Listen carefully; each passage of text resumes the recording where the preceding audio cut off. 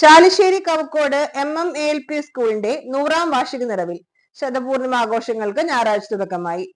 ചാലിശ്ശേരി പഞ്ചായത്തിൽ 1926 സ്ഥാപിതമായ Kavakkode Moideen master memorial ALP school 100ാം വാർഷികമാണ് ശതപൂർണിമ എന്ന പേരിൽ ഈ വർഷം നീണ്ടു നിൽക്കുന്ന ആഘോഷം സംഘടിപ്പിച്ചത്. ശതപൂർണിമയുടെ ഉദ്ഘാടനവും പൂർവ്വ വിദ്യാർത്ഥി അധ്യാപക സംഗമവും മന്ത്രി MB രാജേഷ് ഉദ്ഘാടനം ചെയ്തു. School manager M Abdul Rahman അധ്യക്ഷനായി.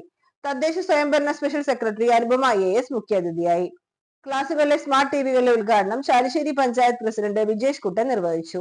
Thrithala block vice president PR Kunhunni, vice president Sahira Khader, SMC chairman Faisal master, block member Dhaniya Surendran, Thrithala BPC Devaraj, MTA president Farsana, PTA vice president Jayasree, SMC അംഗം AM നൌഷാദ്, പൂർവ്വ വിദ്യാർത്ഥി ചെയർമാൻ PE ജലീൽ, അധ്യാപിക നീനു പോൾ, ലീഡർ അസ്ഹ എന്നിവർ സംസാരിച്ചു.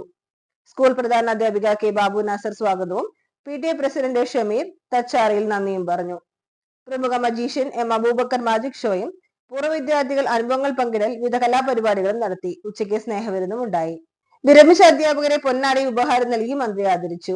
സ്കൂളിന്റെ ഉപഹാരമായി മന്ത്രി MB രാജേഷ്, മുഖ്യാതിഥി അനുപമ IAS എന്നിവർക്ക് സ്കൂൾ മാനേജർ ഉപഹാരവും നൽകി.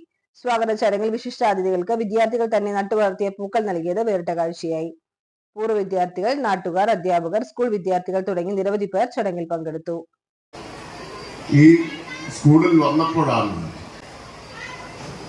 ഇവിടെ ഒരുക്കിയിട്ടുള്ള സൗകര്യങ്ങൾ, മികച്ച അടിസ്ഥാന സൗകര്യങ്ങൾ അതെല്ലാം കണ്ടത്. അതിനേക്കാളൊക്കെ എന്നെ ആകർഷിച്ച കാര്യം, അതൊക്കെ മറ്റു പല സ്കൂളുകളിലും നല്ല ക്ലാസ് മുറി, നല്ല കെട്ടിടങ്ങൾ ഇതെല്ലാം ഒരുക്കാൻ ശ്രദ്ധിക്കാറുണ്ട്.